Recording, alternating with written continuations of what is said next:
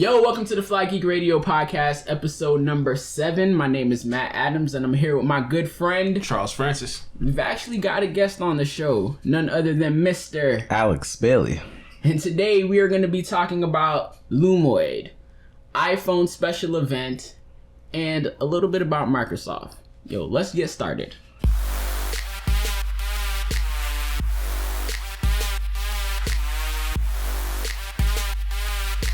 FlyGeek Radio. Before we even jump into this, man, Alex, it's good to have you on the show, man. It's good to be here, man. Welcome to the FlyGeek podcast. Thank you. I appreciate it. Bro, it's about time that John came in the flesh to. I had to defend myself, man, after that first episode. Dude, I totally understand. Where have you been, John? I've been working. That's all, man. But I'm here. Still striving to be that primary, yeah? I am striving to be the primary. No backups over here. No backups, son. All right. So first topic, let's dive into this. Lumoid. So talk to us about Lumoid, bro. Bro, so it's... A lot of you guys probably don't know what Lumoid is. It's somewhat of a product rental company. They give consumers the option to try out certain electronics for a certain amount of time. You guys get to send it back if you don't want it, or you get to purchase it if you do want those electronics. So they're a relatively new company. They started up in 2013, and they kind of started with cameras. So their first big inventory was a lot of Canon cameras and lenses and different camera equipment like tripods, those type of things. And they'd actually rent it out to people that would like to try it out with the hopes that they'd actually purchase it. So you can actually get like lenses, accessories, those type of things for as low as $1 depending on the accessory, all the way up to as high as $600+ a day. Yeah. Depending on certain bundles. I think they had like the red with whole bunch of accessories for like $650 something bucks. Like cray money a day. And with a minimum of 3-day purchases. So why not purchases, but now rentals. I got a question for you before you keep going. Go ahead, bro. What's up? What up? How do they know when I get the product? Bro. Or are you telling me, because this is not Amazon, so they're not going to get me my product in 2 days or a day with $3.99. I mean, to be honest, man, I have no clue how they would know specifically when you got your product. Shipping confirmations. True. There you go. That's why we have you on here, John. See? Real John. So say that again, John. So after shipping confirmation, then you think they start charging me for my days? It has to be like that because it's 2015. You get a tracking code for everything. Yeah, and then probably signature. Well, definitely signature confirmation. Oh, you have to, because if I'm going to leave a $5,000 worth of equipment at someone's door and nobody signs for it, there's a lot of risk involved in that. That is a crazy amount of risk. That's true. Yeah, so someone's got to sign for it. Yo, they got Alien B lighting equipment on here. Stop playing. Seriously? Nice. Yo, yeah, man. They got a lot of stuff on there. So, right. Why is FlyGeek talking about Lumoid today? They've added in a new section to their website, to their repertoire. They've added smartphones to their inventory. So, not smartphones, I'm sorry. Smartwatches. You scared me. You scared me. So here's how it works with the smartwatch. Yo, you pay $25 to try out 5 wearables, 5 smartwatches of your choice for 2 whole weeks.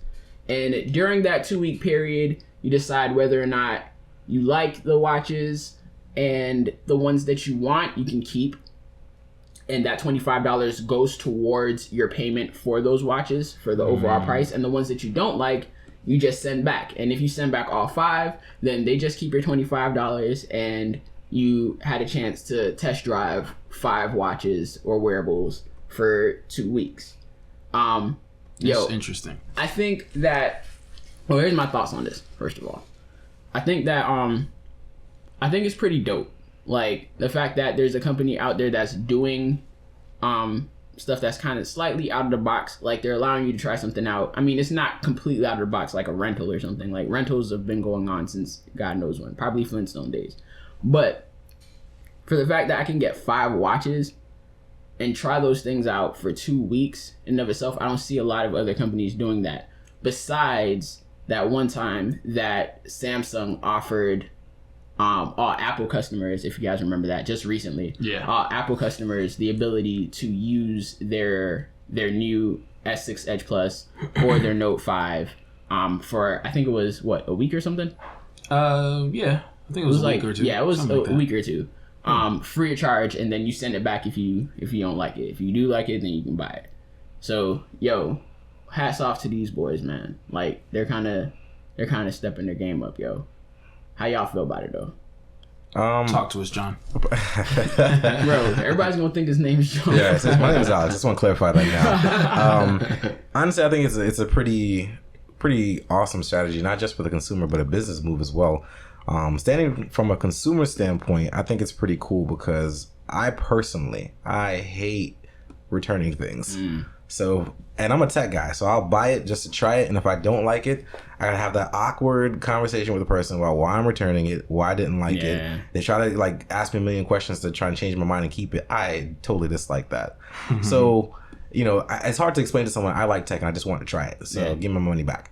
So this is pretty cool. You get $25, which is nothing really, and you get 5 smartwatches you can trial. And if you do like it and you were gonna buy it anyways, now we also take that $25 and put it towards the cost of it. So to me, it's a win-win. The business, you know, they're for the business standpoint, they get to get these watches out in people's hands, give them a chance to try it, and you're increasing the opportunities that these customers have to get your product in hand. And it's kind of like one of those what do they call it? Spontaneous buying almost. So if I get these 5 watches, chances are I'm gonna buy one of them, bro. So here's my thing. Their selection is definitely vast. It's not just smartwatches. It's technically like wearables, like wrist wearables. So they've got like a lot of like fitness bands and stuff like that. But out of their entire list, bro, there's probably 3 watches that I try. Only for the fact that I don't really I don't care about fitness bands. I'm not a fitness band type of guy. Even when everybody like, you know, hopped on the whole fitness bandwagon, no pun intended. Yo, I'm not about that life. I'm all about wearable tech. Just got it. And there's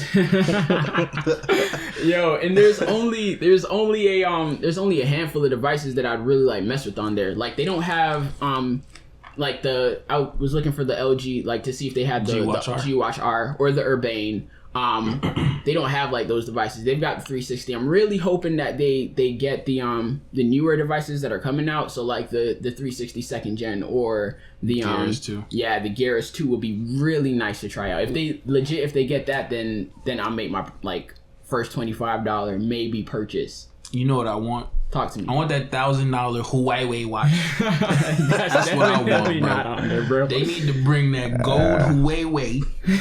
You know what I'm saying? How do you pronounce it? Huawei, bro. There's a Q in there? Yeah, Huawei, bro. How is it, bro? You work in the smartphone industry, man. How do boys teach you how to pronounce it? Like they don't, man. It's like one of those. It's like a Hyundai. It's unheard of, bro. You gotta rock that Huawei, that $3,000 Huawei, bro. Wow. You know what I'm saying? I'm just. But they don't got it. Even dropped a device that expensive. First of all, it starts at $5, bro. Unbelievable. No, well, it's $400. I see them at the Best Buy now. They just started selling them. I think it's the thinner band. They're like 26 millimeters, or something like that.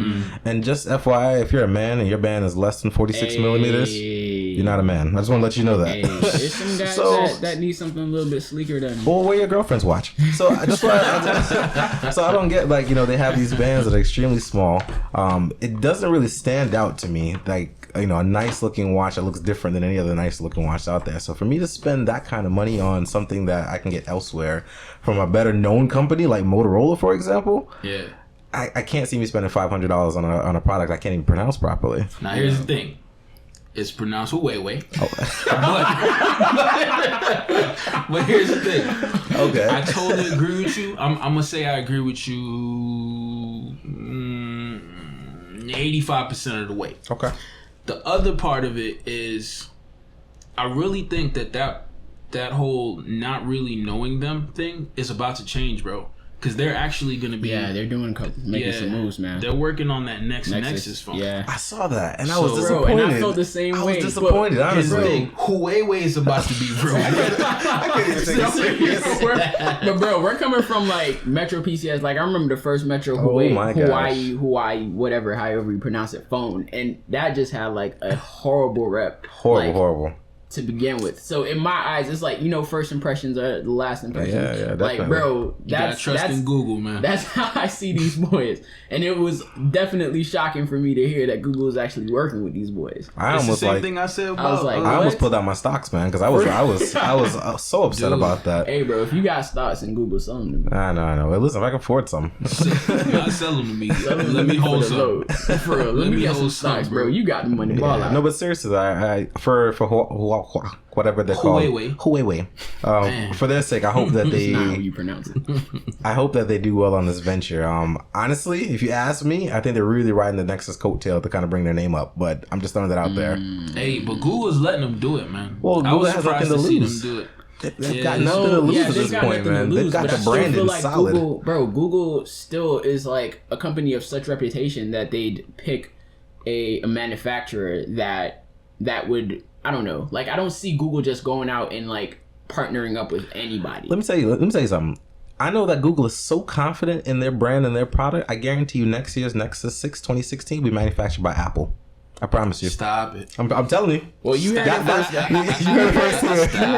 heard it here first. That's how confident they are in their game. They can sell their product to anybody. Think about it. They're open source. Everybody has their software running somewhere. But don't sleep on the fact that Google and Apple, one, don't really have like an amazing relationship, two, not a lot of people buy Nexus devices in comparison to a lot of other devices. That'll be the best smartphone of 2016, though. I bet you would. It probably would. We're talking about breaking some sales records? It would. Yeah. It would. I was actually thinking, it's funny we're talking about that because I was thinking about that like not too long ago. Like if Apple actually like manufactured, like partnered up with Google and manufactured an Apple device with Android on it, like that would be probably my next. The world would end. First of all, Jesus will return. Let's just say that the world would absolutely end because it's like, man, it's time to come back. No, there are a lot of Apple fanatics that go crazy, bro. And if they were to change that to Android, like going left field, they would absolutely drive their cars off a bridge. Bro, did you guys hear about this? This the Samsung thing? No. This there's an Apple application in the Play Store right now to move your stuff over. That makes no sense. All right, have you guys looked at the reviews on that thing though? No. Have you seen the stars on that thing? I haven't seen the stars. But I have heard the reviews. I heard I heard that the record though, the amount of people who actually viewed the app though was like off the charts. Really? And I'm sitting there thinking to myself, are they just curious or were they actually considering switching over? I went and I checked it out just because I was curious. It was definitely manufactured like the developer is Apple. Tag is Apple, yes. Yeah. And if you read the reviews, bro, you would have sworn all the Apple haters came out the woodworks just to bash this thing. Like, hardcore. I feel like maybe it was like, it could probably... Let me not go on record and say it. Well, I'm going to go on record. What is the stars? 3. And it could be the best... It should have been 1. It could be the best developed app. It probably has, like, absolutely no flaws. Like, maybe even the best app. This is not true, but... Even if it was the best app in the Play Store, I still feel like because of the reviews, because there's so many Android fanatics, it still would have 3 stars. Because it's like a slap in the face. Bro, like, it is. My competitor's app is on my Play Store. You're in my house. It is. You don't deserve 3 stars in my house. Somebody made a comeback, like a response to that app though. It's called Keeping Android, and basically it's just a button that says click here if you love your Android phone, and they click it. Or if you want to keep your Android OS on your phone, you click it and it's like, all right, there you go. Something to that effect. Really? That was stupid. I bet you it's 99 cents. Yo, probably like that most expensive. Yeah. It probably is. They should have an app that's move your stuff to iPhone and then back to Android. Once you realize that. I'm just kidding. I'm just kidding. No, here's the thing. I almost wish now somebody created that app from Android side and it was like move your stuff to iPhone. And then when you try to actually do it, it's like, okay, we don't want you on our system anyway. So go ahead. We don't want you on the system. Like, we know who to block. We block all their Gmails. We block it, no. Everything. Lock it down. They don't deserve to be on this ecosystem. Delete that password reset button. Yeah. Yeah. I don't know where it's blanked out. Lock you out of your phone. Bro, that would be crazy, bro. That would be crazy. All right, yo. So that's Lumoid. If you guys want to check it out, they don't only have wearables and cameras. They also do drones. There you go. So they're allowing you guys to try stuff out for a small fee, relatively, depending on what you're getting. And I mean, you get to see if you like it, and if you don't like it, you send it back. No harm done. Unless you break it, then you bought it, and you're screwed. And they have your card information, so don't think you're going to get over on Lumoid. You ain't getting over on them boys. So yeah, check them out. If you have checked them out already, leave us a comment. Let us know, how your experience was. If you own a device that you got through them, go ahead and leave us a comment and let us know, how that device is treating you, how your experience was with them. Yeah. You want to jump into some Microsoft news? Bro, talk to me about this Microsoft, man. What you saying? All right, Bill, I want you to come to the front of the congregation for 2 seconds. I need to talk to you, Bill. Senior Gates. You and your company, you guys are out here preloading Windows 10. Did you hear about this? Yeah. On machines. Because I didn't. This is the first time I'm hearing about this. When people didn't ask to be opted in. Really? The cockiness of Microsoft. All right. So basically, if you're a person that has a laptop and you didn't opt in, they're putting upgrade. They're not upgrading it. Okay. They're dropping their 7 gig file on your computer. Remember, most of these things are small devices like this. Pre-download, so it's they're downloading in the background. Them. Yeah, because I just literally opened up this laptop and it had you're ready for 7. So are you saying? I mean 8, 10. Oh, God. Wow. Went back no, 3 versions, right?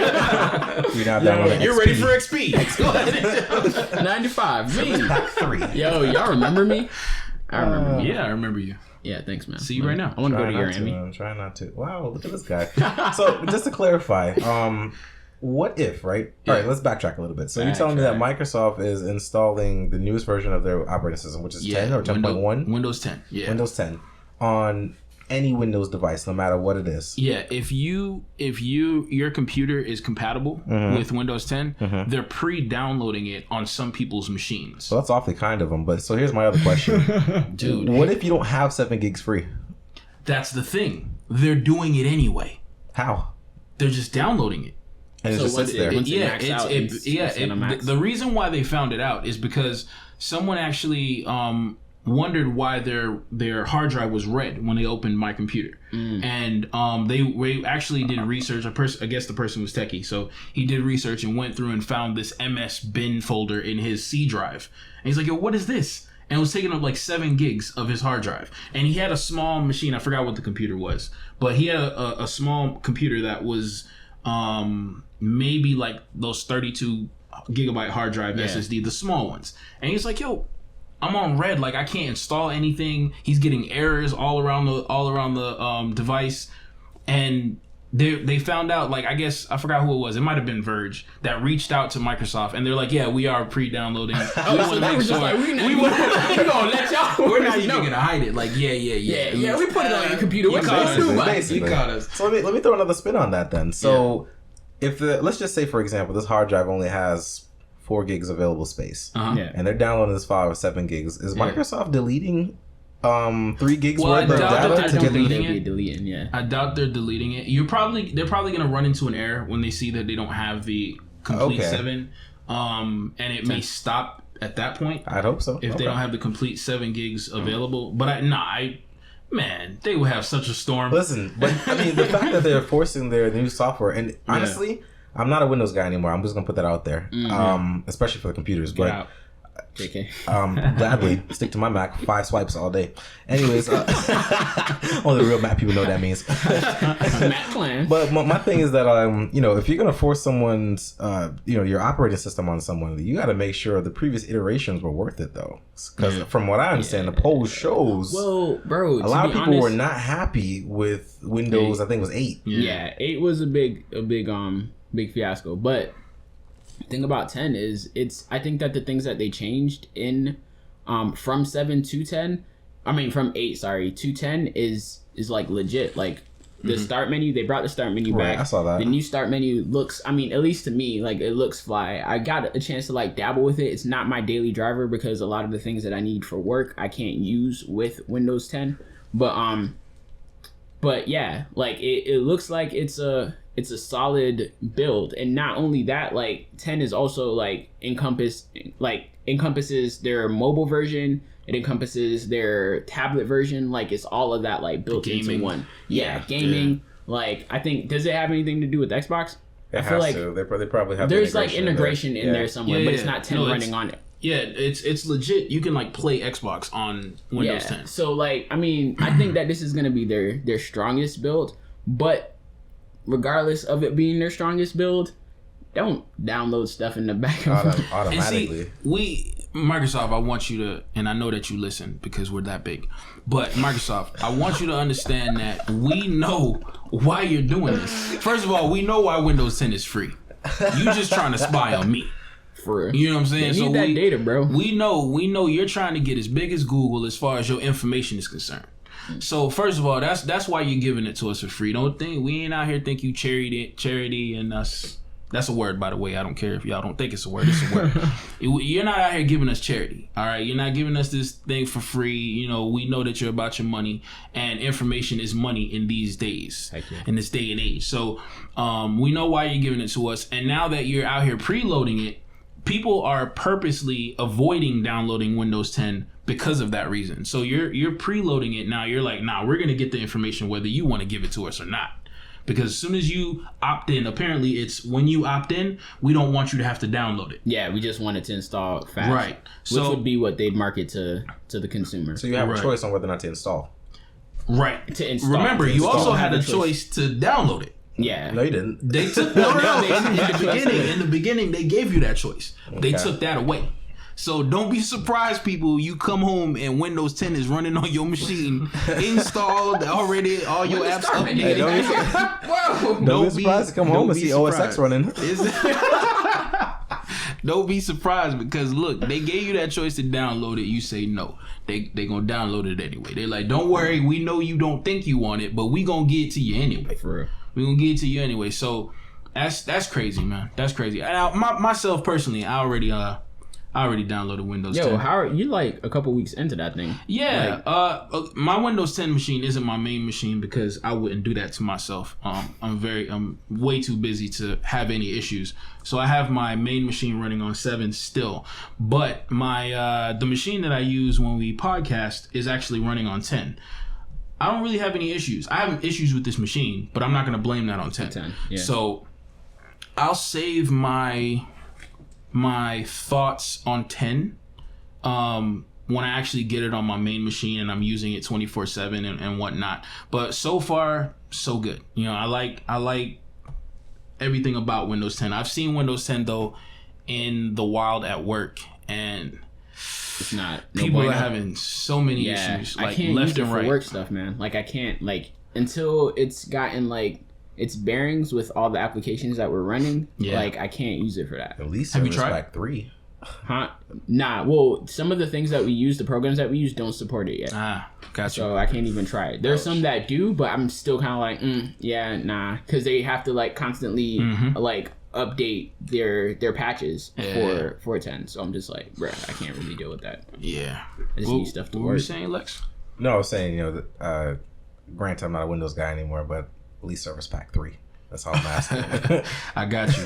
Man, don't be surprised, though. You're going to come on. Microsoft going to get that on your Apple. We're just going to slide this right here. Not going to happen. Don't worry. You really slide these 7 gigabytes of information right here on this map. What I will say, a blessing and a curse of having the Apple thing going on is that, every time they have a new iteration of their software, they give you the option to download it for one. And 2, it's always a beta program. For now. It's always a beta program, so you gotta get a chance to test it out and see what the bugs are in it. And I learned the hard way that beta may not always be the best way. And, I'm a big, Illustrator and Photoshop guy, and Illustrator was not working on any of the betas whatsoever. Something wrong with the JavaScripts they were saying, and I was like, seriously? I was basically shut down for like 2 weeks. Couldn't do anything from home. I had to wait to go to work. What are we talking about? OS X? OS X, yeah. Oh, really? Yeah. Yeah, he was beta testing. I was beta testing on El Capitan, and kind of shot myself in the foot with that one. So yeah. So you put it on your main machine?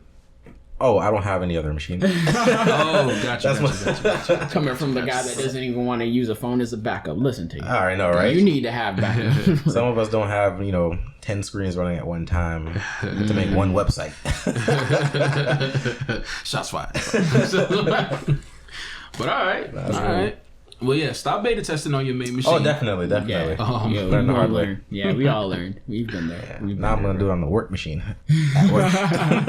If you're going to mess up somebody's computer, make sure it's somebody else's. They're encrypted. They're good.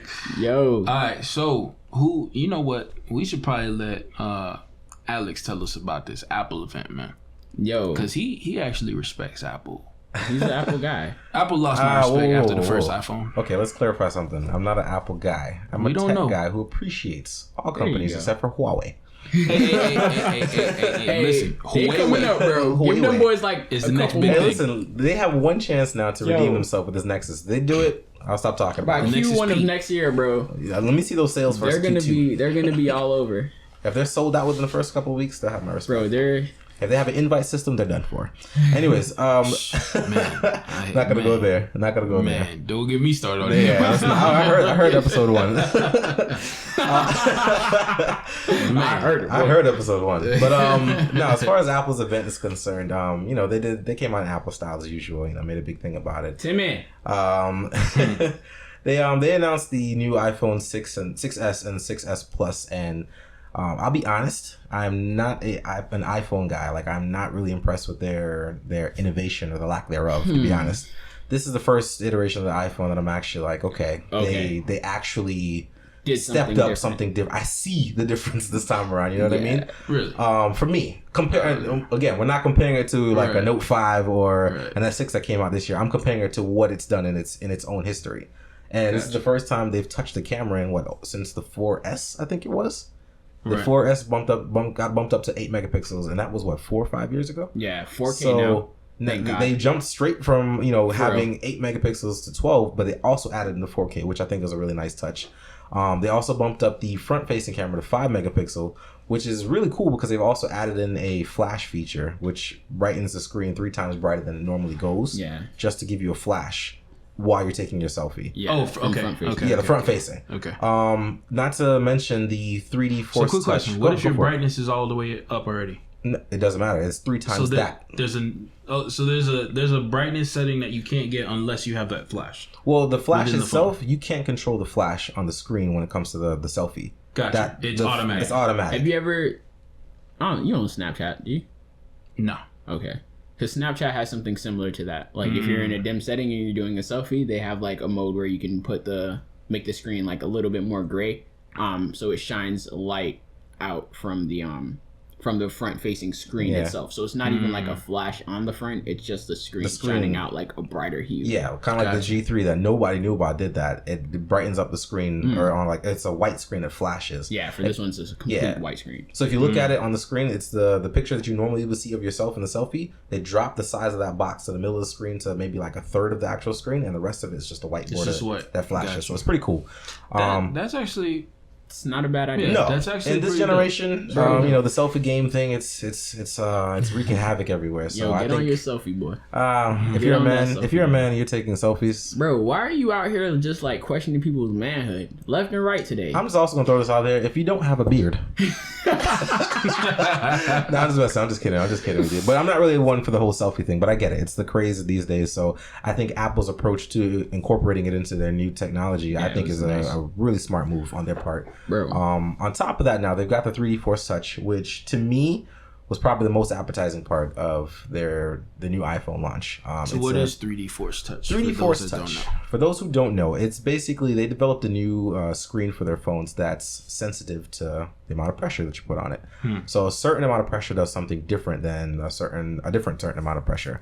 So for example, now they have this new thing. I guess they call it peaking. So if you're on your typical iPhone screen with all your rows and columns, and you're looking at the apps, you can, for example, they did it on the video with Facebook. You can press slightly on the Facebook app icon, and 4 options will pop up. One of them will be like, post a new status, check the date or check events. I can't remember all of them, but 4 options came up, and you can do that really quickly without actually getting into the app.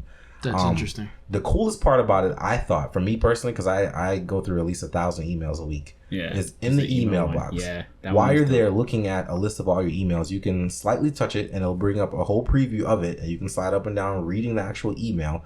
And if you don't want to continue reading it, just let go. If you want to continue reading, you put a little bit more pressure, and it pops you right into the email. Yeah. And it's just like, to me, that's an awesome feature to have when you're going through dozens of emails a day. Yeah. So, you know, everyone's different, obviously, but I think that's a pretty good feature to have in any scenario. Bro, Def, I kind of second you on the you know, not being a big Apple fan, but this like new iteration of Apple devices and what they're doing as far as like their direction.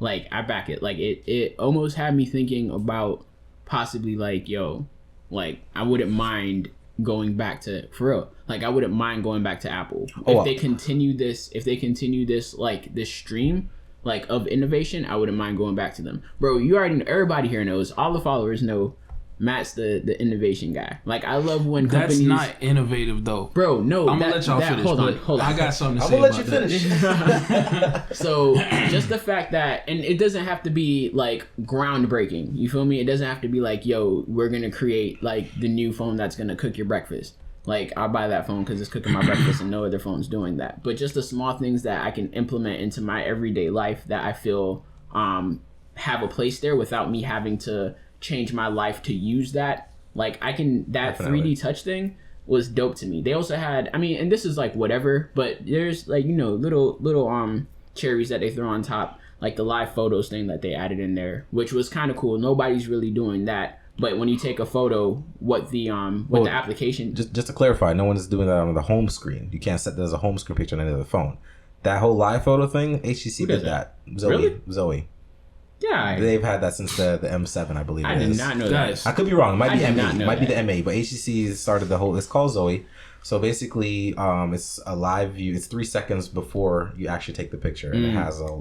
So what live photos is... So for everybody that doesn't know... basically, the phone takes like a couple second video of what's going on while you're snapping your picture. So it feels and seems as if you're just taking a regular picture, but it takes like a little video so that when you go through and preview it, and also with your 3D touch, like it helps with that previewing vibe. When you preview it, it looks like a quick motion of the picture. So you see your picture and then it like moves a little bit and goes back to like its original picture state, which is pretty cool. When you see it, it looks kind of dope.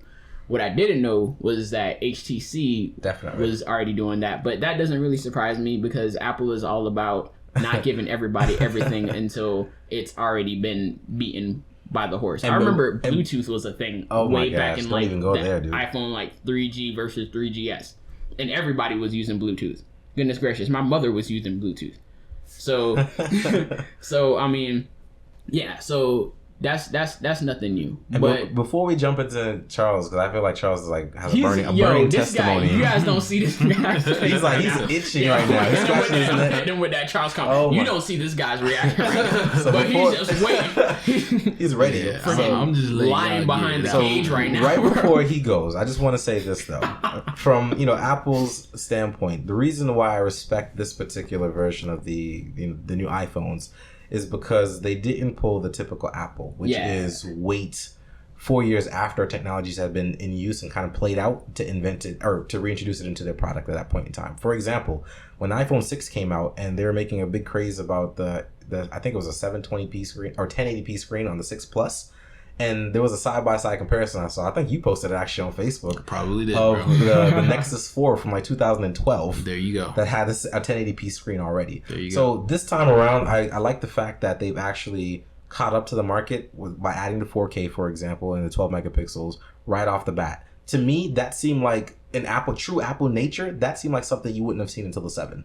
So I'm actually, a little excited for them that they did that. I mean, that's all I'm saying. I go ahead, go ahead, bro. Go ahead. There we go. Guys, cue the music. Guys, come on. It's Apple. Bring them out. My thing is, everything that you guys are saying about Apple and everything Apple says about Apple, there's only one thing that you can guarantee you'll get from an Apple event. Sexiness. beautifulness. That's all you're gonna really get. Don't look for the word innovation. And I don't want to hear the word innovation. You just got proved that live photo foolishness. But that's not the only thing. Stop. That's already been done. It's already been done. I'll let you. What was the first thing that you guys started talking before that? Okay, 3D touch. There you go. Mm-hmm. That's the point that I wanted to touch on. Okay, you can touch a little bit to get a thing that says write a status. Da da da da da. How about on my Android phone? I don't even gotta touch it to write a status. I can say, write a status on Facebook. What would you like your status to be? I'm about to get something to eat right now. Post it. Done. Okay, but that's just that one particular app, though. Right, but that's just one thing. But what I'm saying is people and even that. Let's actually go specifically to that feature. You don't think that that Facebook could come out with an update where you'll touch on the icon and 4 things will come up? You might not have that force touch, but 4 things could come up and you easily have write a status, do this, do that. To me, that's not innovative. But wait, let me ask you this question though. In that same regard, beautiful. How does the phone, technology-wise, the hardware-wise, how does it differentiate between you wanting to actually open the app and you just want to bring up those because you didn't take your finger off of it. So you press and hold. Yeah. So what if you want to drag and move the Facebook icon? What do you do then? It's a timing thing. It's a timing thing. You can remember, you press it, the options come up. You don't want to use those options, keep your finger on and move the icon. All right, so done deal. Here's my thing. Done deal, and the icon moves. It's gonna be just so you know. That's exactly how it's gonna work on the iPhone. Exactly what I just said is exactly how you're gonna move that icon on the iPhone. All right, so here's my thing. I see that. With previewing in and of itself, like you were able to, and I don't know if you guys remember this. Touch on the text message too while you're there. Oh, and previewing. Can I say something about the email thing first? Go ahead. That email thing, not innovative. I can download an app that does exactly the same thing right now on Android. All right, so the previewing is definitely something that's been done with like Samsung in their Note line. Like hovering over like the screen with the pen, you can preview your videos, you can preview different things. I feel like email might be one of them, but I'm not 100% sure. Absolutely. All that jazz. What I'm saying though is that with iPhone and what they kind of like, what the trend has kind of been, I would not have expected them to drop the amount of things that they've dropped coming from that company. So back to what I was saying earlier, if they continue on this trend of like, yo, we're gonna start like releasing things that are doable, because nobody right now is doing anything 3D touch. Maybe the previewing and everything else that's been on top of that has been already done, but 3D touch in and of itself, I mean, not. And there might be somebody out there, but I don't know. I haven't seen them. I haven't heard about them. So they're not doing a great job with their marketing. And we all know Apple is the beast of market. Oh, definitely. But, that's all they do. But product placement all day. Works.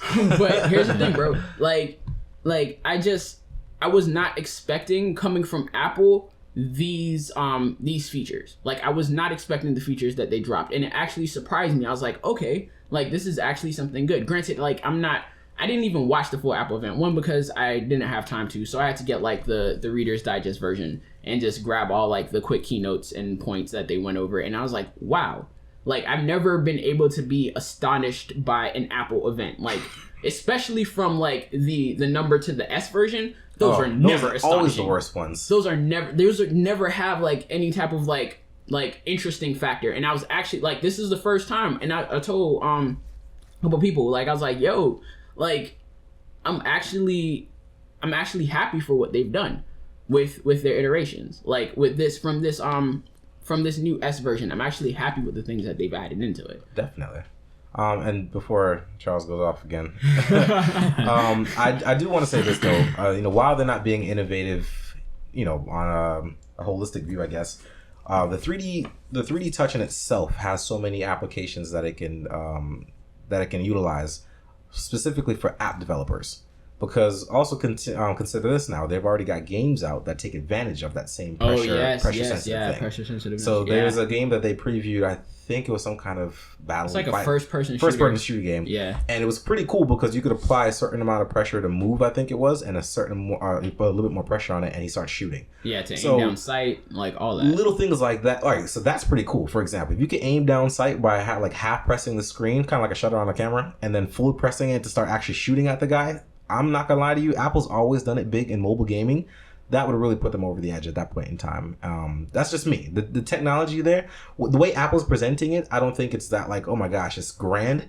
But I think when app developers start making these apps that could take advantage of that, I think you're gonna really start seeing some innovation from there. And granted, it's not because of it's because of Apple through their medium, but it's not directly because of them.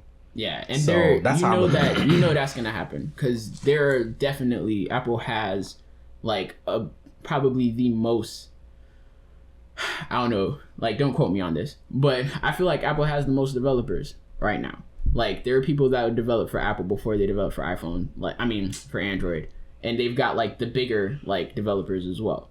Like there's certain applications that hit like Apple first before they even get to Android. Oh yeah, Instagram took me a while. Yeah, for example, Instagram. Yeah, I remember that. So I know like the developer like side of it, like, and what the developers are gonna do is, I believe that it's gonna be dope. Like I'm interested to see what the deal is. And bro, if they continue like with this, like if they continue to wow me, like I don't know, man. It'll be nice. Just because we're here on the topic of Apple, I just want to have a quick question. How do you guys feel about this new iPad Pro? I think it's very interesting. This is the first time I've actually seen Apple kind of like harp on the fact that their RAM. It's the first anything Apple that has 4 gigs of RAM. And I think it's kind of interesting because they're one not to ever talk about RAM in their phones unless you find it on like a site like, GSM Arena or Engadget. Plus, there's another thing, like, whatchamacallit, there's been a lot of buzz talk about the last iPhones, like, not being able to, like, keep up, like, having, like, a whole bunch of, like, glitches and issues. I remember hearing some stuff on The Verge and a couple other places where it's just like, yo, like, I really dislike my iPhone right now because, like, it's just being extremely slow, which can be equated to the whole RAM situation. So that might be one of the reasons why they made sure to mention it. And they did double it this time, actually, in the 6S and the 6S Plus. It's up to 2 gigs now. Bro, iPhone Steady is a innovation. joke. iPhone is a joke. Look, I'm happy for Apple that you guys are happy with Apple. Hey, listen, I'm not gonna sit here and pretend like I have an iPhone. I've got my Note 5 sitting on the table here, so it is what it is. Look, I just have to give respect where respect is due, and I appreciate the fact that they made a software that doesn't need so much RAM to maintain it in the first place. I guess that's changing now. It's changing now because especially because of developers. They do that because you can't really do anything with your phone. Yeah. So why give you that's okay. They're pretty much, like how Android Wear has like 512 RAM. Yeah. And that's what you need because your software isn't anything really. This guy. You know what I'm saying? You're not really, no, seriously. What does Android Wear? It's true. It's no, I understand what you're saying. It probably could fit on a floppy disk. Yeah. It's nothing. What? So. Well, not a floppy disk yet. But so here's the thing. Yes, they're going to throw a gig in an iPhone because an iPhone isn't anything. The software isn't really anything. All it is pretty. And I'm telling you, Apple does its job as far as marketing pretty and easy. Pretty and easy. Yeah. You don't got to think about this. Just do this. Oh, snap. It's great. I'm never going to forget this line from a person that I know. I'm not going to say their name. The new John. All right. The new Rebecca. The new Rebecca. New Rebecca. Or the first Rebecca. Whatever. I'm just going to call her Rebecca. But she said to me, I love Apple because my daughter can use the phone. I said, wow. Can you step your intelligence level up a little bit?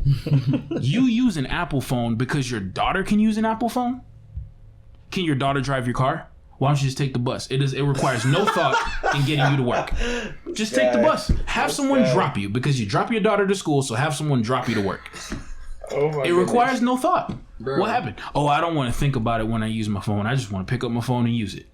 Oh, because it's so hard. I'm going to put my phone next to yours. It's so hard to unlock your phone the same way as mine. Using my fingerprint scanner, you use yours. Now click on the phone icon. I'm going to click on my phone icon. Now you dial your number. I'm going to dial my number. Now you hit call. I'm going to hit call.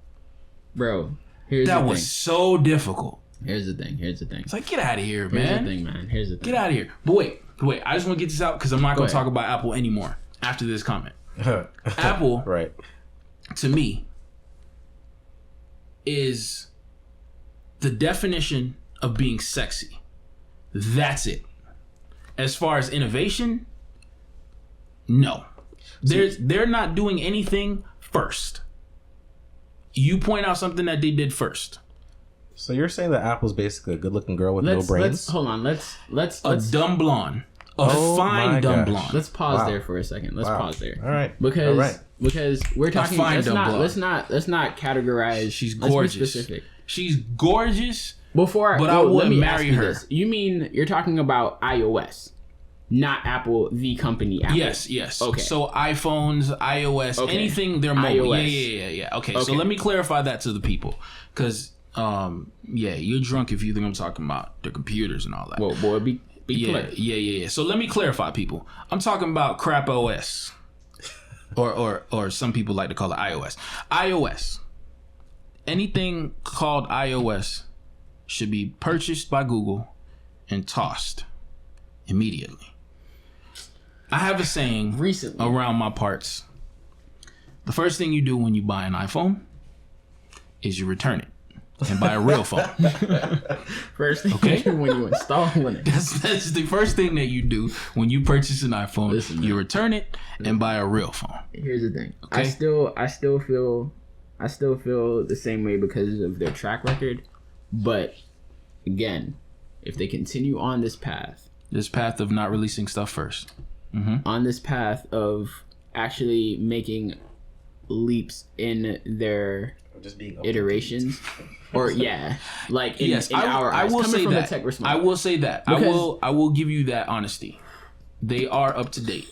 But go ahead. Currently, I feel like right now, if Apple continues on this path, on this journey of like, we're gonna implement things that, because it's not an industry standard for like 3D touch. Like, not every single phone has like Force Touch in there.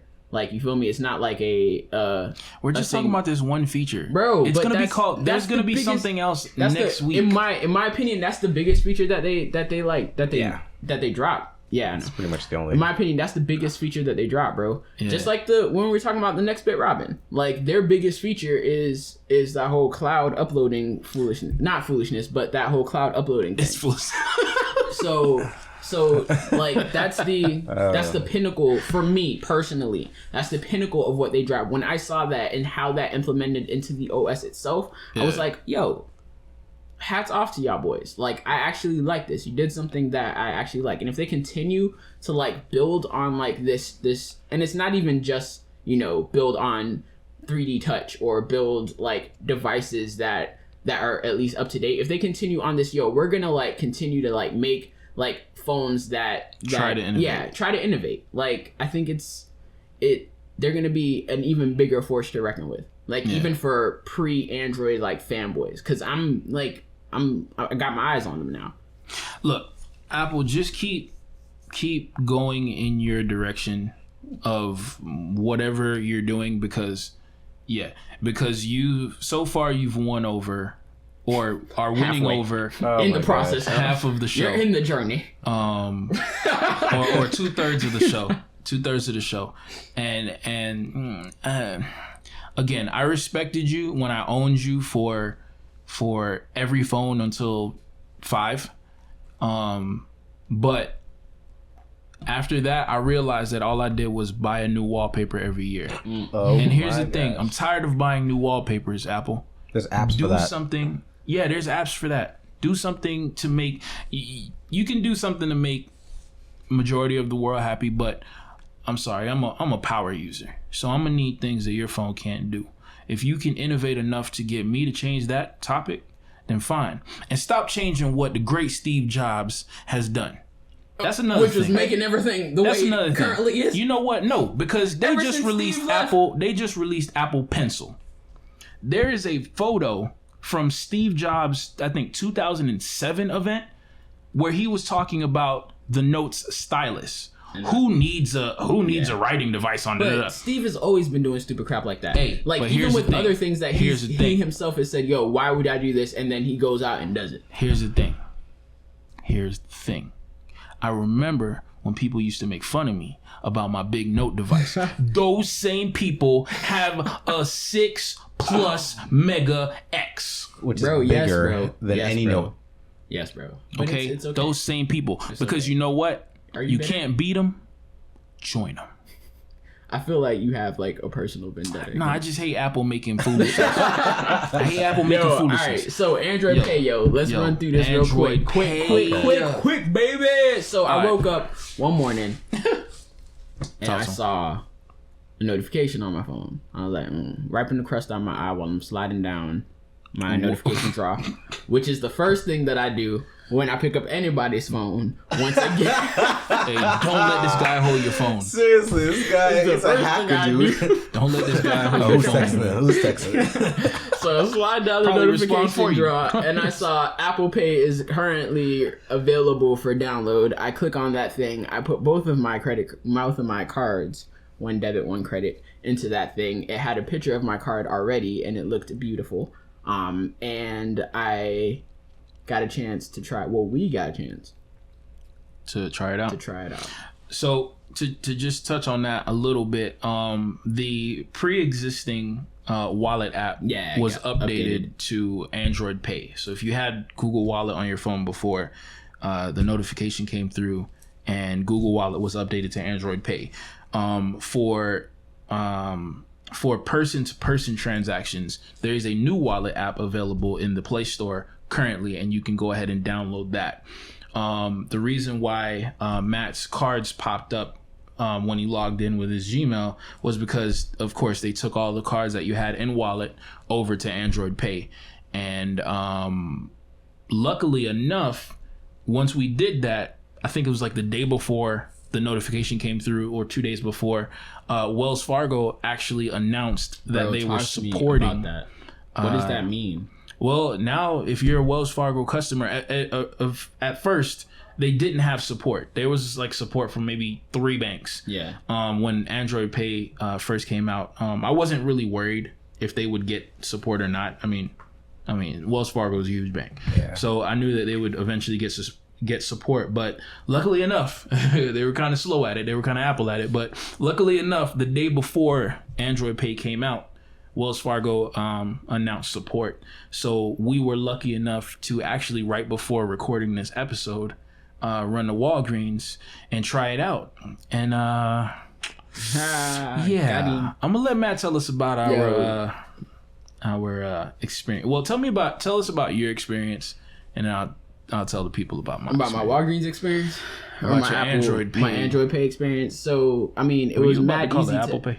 Nah. No. Okay, go ahead. Listen to this recording back later. I'm gonna listen to the recording. Apple, but well, this is not even a... You know, I looked at your face and I almost believed you. Like, I know I heard Apple. Yes. Well, hey, maybe I'm prophesying. Wow. So, I downloaded this Android Pay thing, man. Or I had it installed, and it was mad easy to add the credit card that I had. It, like Charles was saying, it already had the debit card that I had on file for Google Wallet. But the credit card, all you have to do, or for any other card that's not automatically in your Android Pay app, all you have to do is take a picture of that card, and it adds the information that's already on that card. You type in the security code, and ironically, it didn't look like I took a picture. It was like a virtual, already like done picture. It still looked like the credit card. Like it knew that I had a Wells Fargo card, which is a different color than our debit cards. For all our Wells Fargo people out there, holla. So we go up into we head out to Walgreens specifically to try out this Android Pay application. What did I buy? I bought a lemonade iced tea. And Charles bought a couple drinks, and we head up to the front of the counter and put in Charles went first. He put in his Walgreens information, phone number and all that jazz, and tries to scan his phone, and an error message pops up. Well, not an error message, it says please use one card or select one card.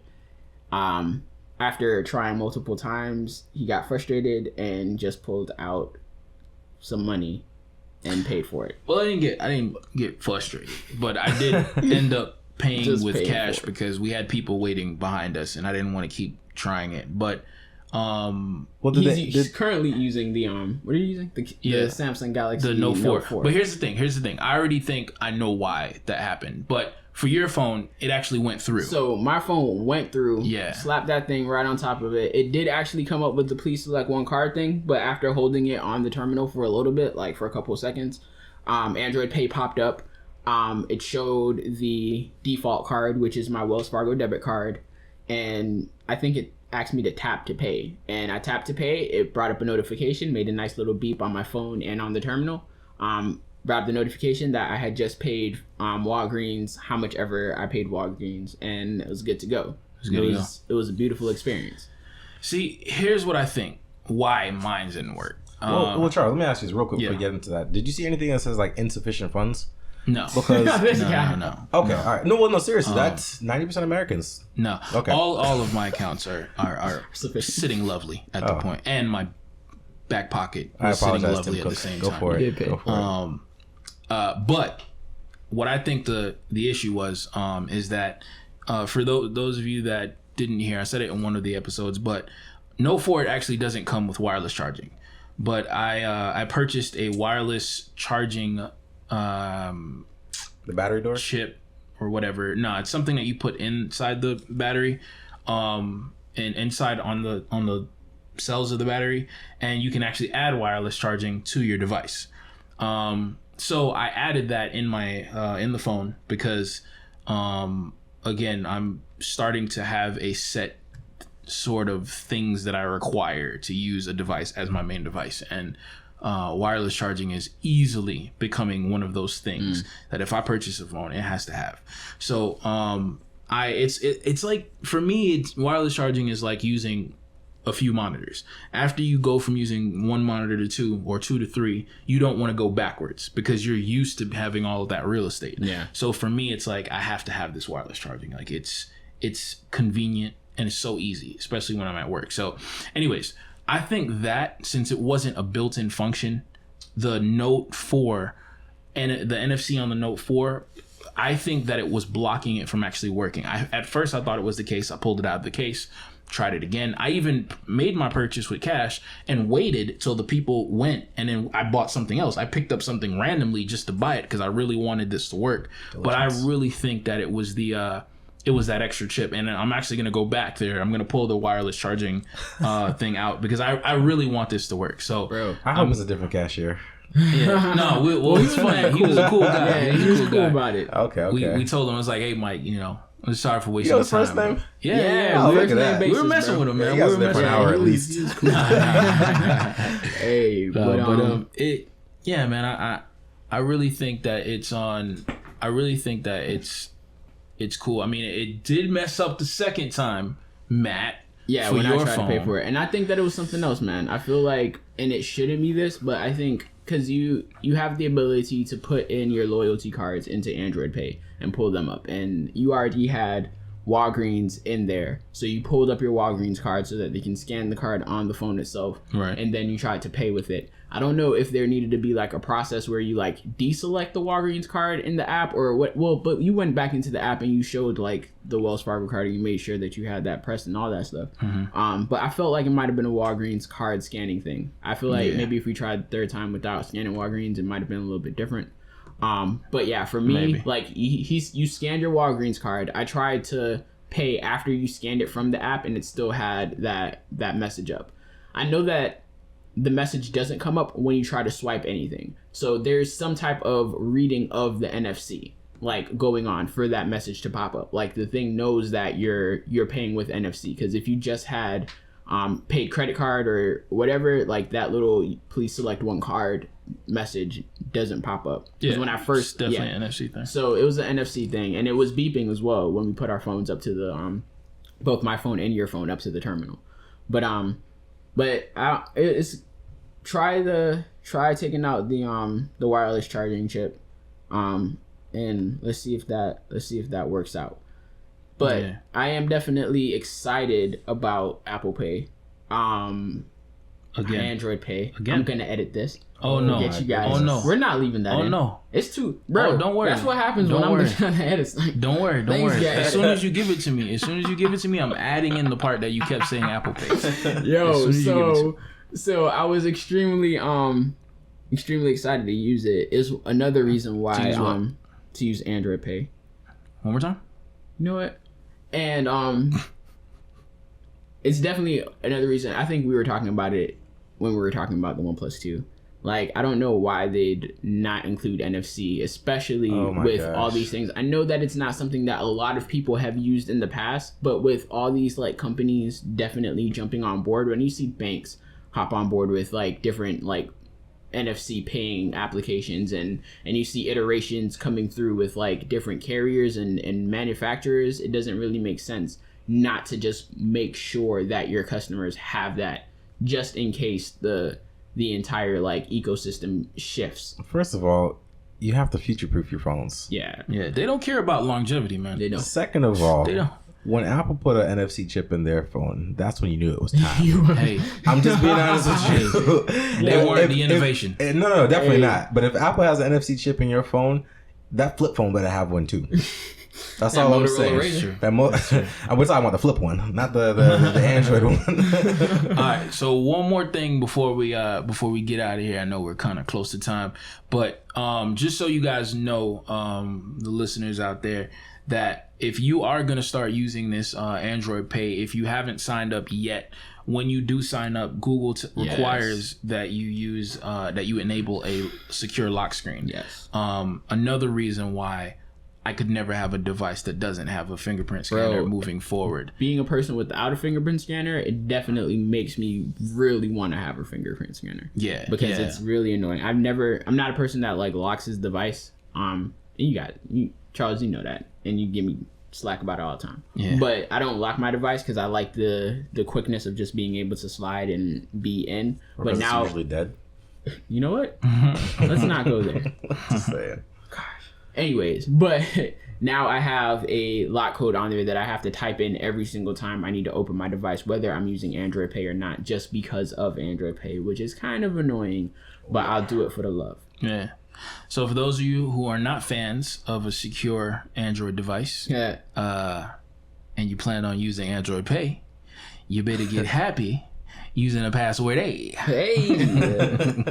Word alert. But all right, so close on. Yo. So thank you guys for rocking out with us.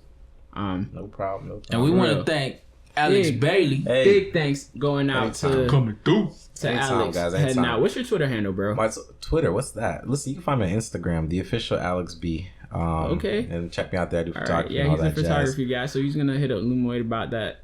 I was actually Googling while we were talking about it. No, but I definitely appreciate being here with you guys, man. You know how hard it is to be a tech guy and then we'll talk to people at work and all they hear like, yo, the new iPhone has a camera. And I'm like, oh my gosh, it drives me nuts. So I appreciate what you guys expect, man. That's the people they market to. Seriously. All right, so that's it for this week. Thanks for hanging out with us, you guys. Catch you guys next week, same time, same place. Peace. Out.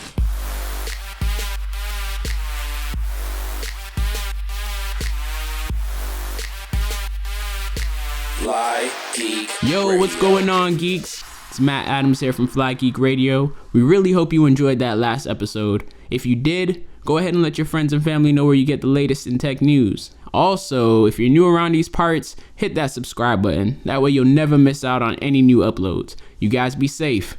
Peace.